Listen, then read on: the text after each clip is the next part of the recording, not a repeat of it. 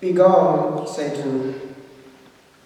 Years ago in the monastery, we felt the need to have an exorcist in the house because of the many cases that came to us. The one who was ordained with me in the monastery next to us had the faculties, and still has them. When the Archbishop came to us, he warned us, if you get involved with this, I warn you, your life will change. I think you know why. It's a huge ministry, and it takes over completely. So I won't go into that, but I will refer to the fact that it's serious stuff. I was listening to what a friend was telling me the other day.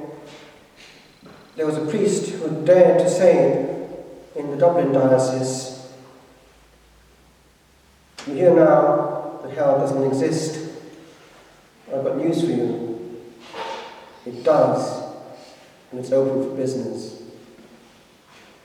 If the demon exists, his place of abode exists too, and his main business is making sure that it's fully booked.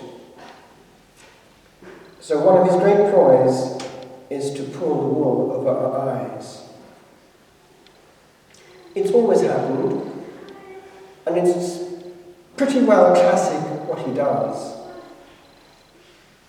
We who have been involved with, if you like, surgery of souls over the years, all know that there are certain ways that he actually uses. Typically. Here in the Gospel, we have those temptations which are fairly obvious, although some are not just physical, but spiritual, notably that of pride and vainglory. All these will I give thee. So the same will happen the more seriously we, like our Lord, take what we're doing. There's a story told about this monk in the desert who was sent to the town on behalf of the community to sell their wicker baskets and bring back what they needed.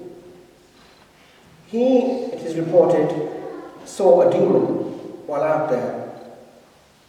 He was in this posture. Bizarre. He came back and penetrated a little more into the desert and found a young monk in his grotto and saw a fairly large number, around 40, he said, of very black and furious demons. What was going on? In the first case, the demon had very little to do. Translate, the watchers of RTE, spoon-fed by the powers of hell, especially at a time like this, when certain messages have to be got across. People are quite immune, they don't even know. And then the other one who was taken seriously, notably the interior life, was being pelted by what? The church has the experience of looking at what goes on inside. And in those days, the Desert Fathers concentrated on a few central ones.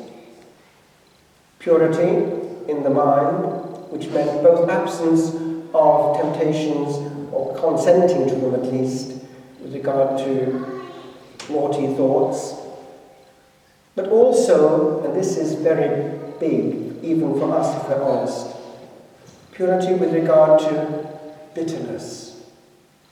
Because even the monk and nun, even the person in Ireland doing hours of adoration, can, if they're honest, be spending a certain proportion of it going over unpleasant things that so-and-so has said and done, and which of course we have to address. Is it not true? And in the process, we're not in love mode towards Jesus, we're in bitter mode, and our prayer is impure. But then, there are others too, and I'd just like to quote a typical example. If the devil, and this can apply to you as well, first of all tries all the obvious ones, naughty thoughts, vengeance, and doesn't have any effect because the person knows better, what will he do? He has one which is extremely efficacious. It's this. Knowing that a person is aiming for the highest, he'll find a higher still. And this glorious carrot will be waved before his praying eyes until he consents to something better. What happens? He's about to make his vows. This is the time when something better will be presented by old Nick. Anything at all, as long as he doesn't make his vows. Read the life of Thérèse of Lisieux. It happens and it's classic. Okay, what else can happen? If the person is too thick-skinned and doesn't consent, he'll try another method. Translate. A parish, a prayer group, something that you too might know, a good organization, doing the Lord's work. Now, old Nick is one step ahead of us and more brilliant in intelligence, because he was the most brilliant of all angels. What will he do? He'll put his nose here and there and sniff out, who is the weak link? Ah, that's a good one. And he'll come into that one and find how he can make use of that dysfunctional person in such a way that the others will, bit by bit, feel so frustrated that they might actually think it's easier to do good elsewhere. And so he'll use them to make the others go off or to make the prayer group collapse.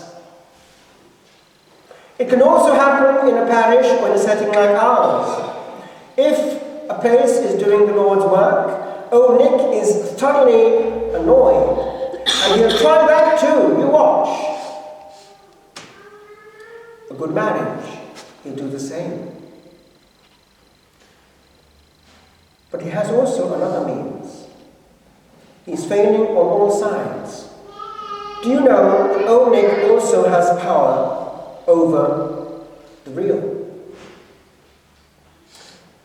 I was talking to Father Michael, and one time also to Don Mark at Silverstream, and they both had this experience.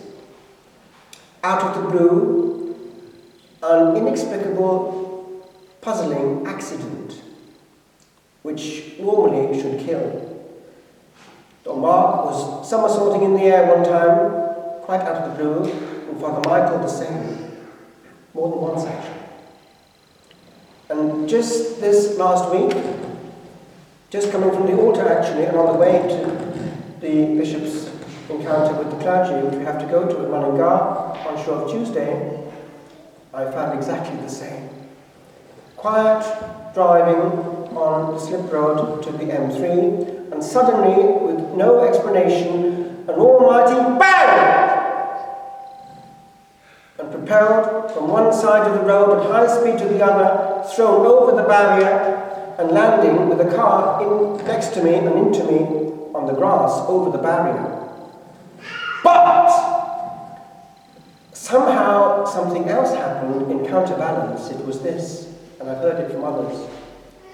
A strange, calm cushion of protection and being enveloped in something hugely soft came over me. And I thought, wow! This is the battle between the good and the bad angels. And here, the guardian angels have their role. And then they too have power over the concrete and the real. I just land where I want to land. It's Ireland, in which we have to multiply this by not one or two, but a few million. I was just listening to what somebody from the north was saying the other day. Do you know that because precisely old Nick has weakened the witness of the Catholic Church, you know why? Very few priests are speaking out with regard to abortion right now. So that's also the tip of the iceberg. And she added this: even those going to church are on the brink with regard to voting the other way. And you know where that's coming from? The law. Well, let me remind you that this Indian priest, Father Joseph, who died in an accident and went down and saw all the beyond, he himself was in a state of grace, but he was shown the other side, saw hell, saw priests and bishops in it, and saw reasons why people were down there. Homosexuality, abortion, euthanasia, sacrilege, they were all the big ones, and people were roasting nicely while we're dabbling with just a soft voice on what is actually a sacrifice to mark in modern times. I just conclude quoting what one of you gave to me the other day, which I found quite moving. It's Spike Milligan. Therefore, this is neutral. Just listen, and we'll close with this. Somewhere, at some time, they committed themselves to me, and so I was. Small, but I was. Tiny in shape, lusting to live. I hung in my pulsing cave. Soon they knew of me, my mother, my father. I had no say in my being. I lived on trust and love. Though I couldn't think, each part of me was saying, a silent, "Wait for me, I will bring you love." I was taken, blind, naked, defenseless, by the hand of one whose good name was graven on a brass plate in Wimpole Street and dropped on the sterile floor of a foot-operated plastic waste bucket. There was no Queen's Counsel to take my brief. The cot I might have warmed stood in Harrod's shop window. When my passing was told, my father smiled. No grief filled my empty space. My death was celebrated with tickets to see Danny LaRue, who was pretending to be a woman, like